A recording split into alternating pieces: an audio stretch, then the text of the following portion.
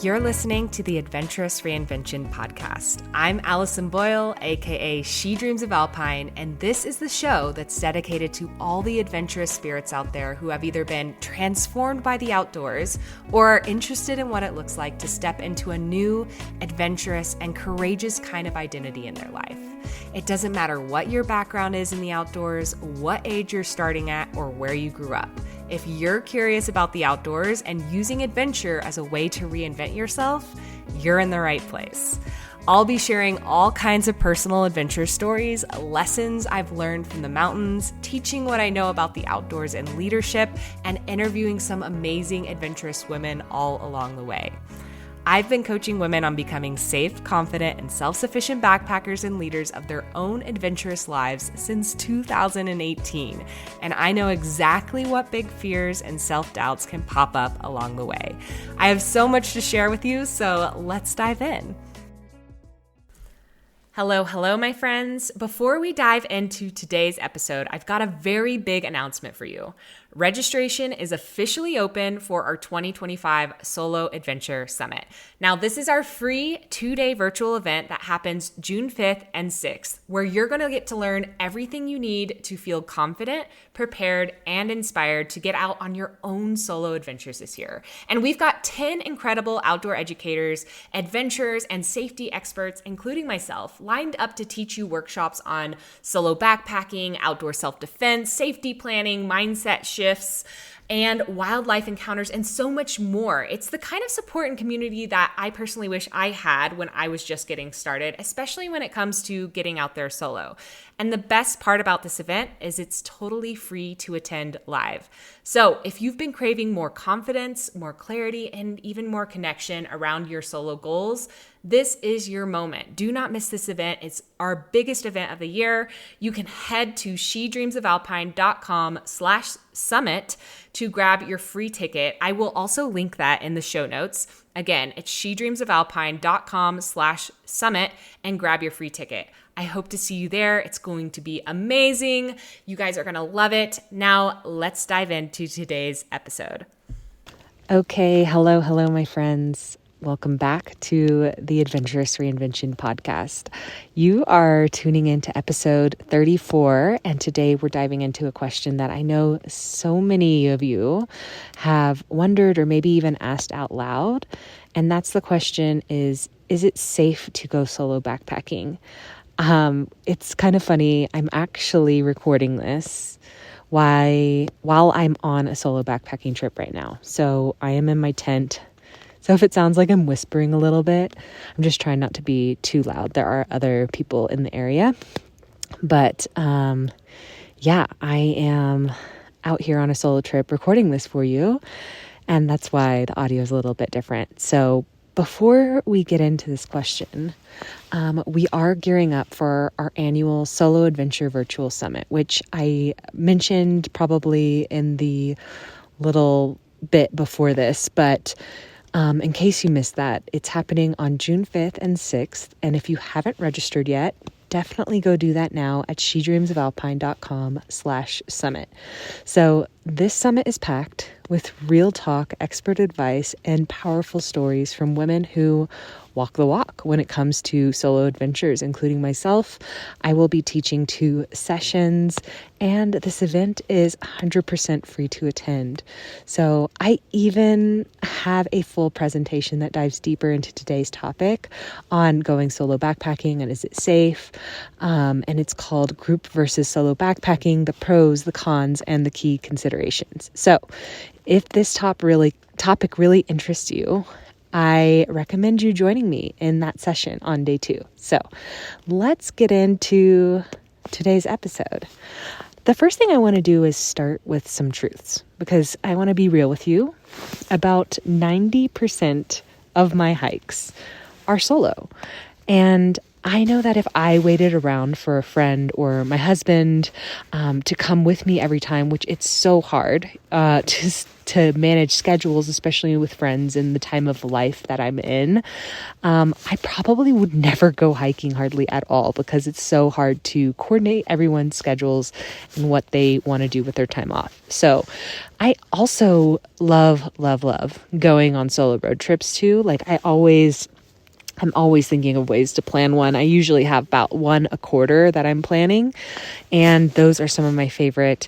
And those solo hikes, those road trips, solo backpacking trips like the one I'm on today, they are some of the most sacred parts of my life, and they help me reconnect with myself, clear my head, and stay grounded, especially when life feels loud and chaotic, which was a big reason that I wanted to go out. I'm only on like a one-night trip. I just was like, there's an area near me in Colorado Springs that I had never been to before. And I was like, man, I've just been feeling like I've been doing a lot and I just need to quiet my brain. And the best way to do that for me is to like get out of cell service, go into the backcountry, just have some sweetness of doing nothing. Like literally, I mean, you're hiking in, so that's a bit tough and that's a challenge, which I enjoy that part too. But then you get to camp and things are simple. And I listened to a little bit of music. I drank some camp broth, like hot broth. There was a crazy hailstorm.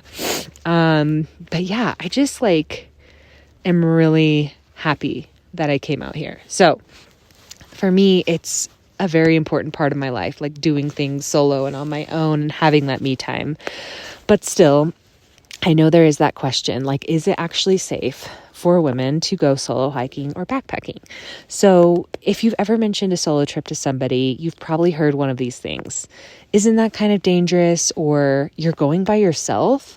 Or I don't think that's a good idea. Or maybe people like kind of make you feel ashamed of it, like seems a little reckless and telling you it's a bad idea, right? So I've totally been there, and we have hundreds of students that have been there too, and this is something that we talk about often, and I get the concern. There are things to think about and prepare for before heading out on a solo adventure, and many people don't understand what it takes and all the precautions that we can take in order to make our adventures safer. But here's what I do believe, like deep inside of my bones, right? You deserve to make that decision to go on a solo trip, adventure, or not, from a place of empowerment and not from a place of fear, which is what other people tend to tell us to base our decision on, is fear, right? And that's what I do. That's why I do what I do. So inside my coaching program, the Backpacking Badass program, we don't just teach women to go solo. Like we have clients that do all kinds of things, go in groups as a group contributor, or they become leaders, all of the things. We focus on teaching them how to be self-sufficient, to plan their own trips, assess safety risks, navigate with confidence, and have their own backs, whether they're solo or not. Enrollment for our summer cohort does open in June 9th, by the way. But whether you join us in there or not, this episode is about planting a deeper seed that this is your life. Like this is your one life. You get to make the call what is best for you, right? Fear does not need to be the way we make our decisions. And it doesn't have the final say, especially like other people's fear projected onto you. So one thing that I wanted to do in today's episode is not just like share my voice and my opinions. I also wanted to share some other people's opinions. And we have written this blog post a while back that has some really great goes over this with a lot of other amazing expert outdoor adventure women, and they're speaking on this topic, and some of them are actually going to be at our upcoming solo adventure summit. And the question is like around, is solo backpacking safe for women? And that's what we titled the blog post. If you are interested to read the full thing, because obviously I'm not going to read the full thing here on this episode, you can find it on our blog at shedreamsofalpine.com/blog. But I did want to share a couple of those voices with you now. So the first question that we asked, like all of the women, so everyone that we interviewed, we asked them 2 questions. But the first question that we asked was, what would you say to somebody who says women shouldn't hike solo? And I wanted to share this response from Nicole Snell. She's an outdoor self-defense expert and founder of Girls Fight Back. We've had her on the podcast before. She said, most of my life, I've been told that women shouldn't solo hike. In fact, I've heard the word should quite often when it comes to restricting how women live their lives. When I hear those messages now, I chuckle a bit on the inside because I have traveled to dozens of countries solo and have hundreds of miles of solo hikes under my belt. My response to somebody who says women shouldn't hike solo is to correct them and remind them that we do. Solo hiking is safe, fun, and healing. When I solo hike, I feel free, independent, connected to nature. I find that people often project their fear and safety concerns onto others.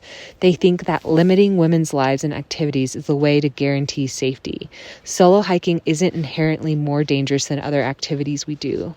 Plus, I know that I can handle myself no matter what situation arises, and I'm fully capable of defending myself.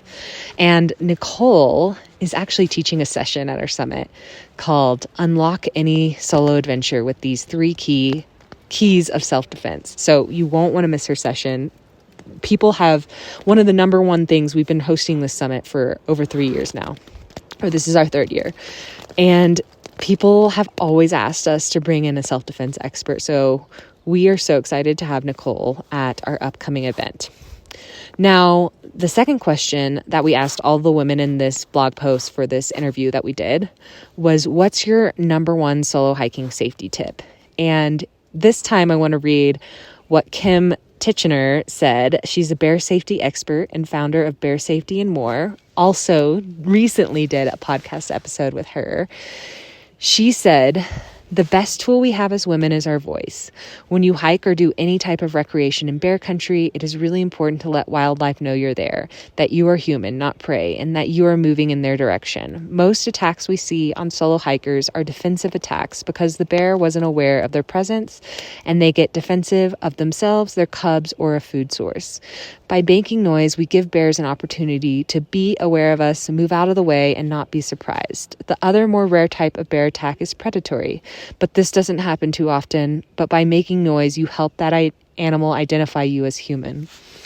So Kim is also going to be at our Solo Adventure Summit to speak on wildlife safety for solo hikers. She's actually back for her 3rd year. We've had her every single year at the Solo Summit because her sessions are always so amazing. So y'all are going to love her. Definitely join us in her session or watch the replay.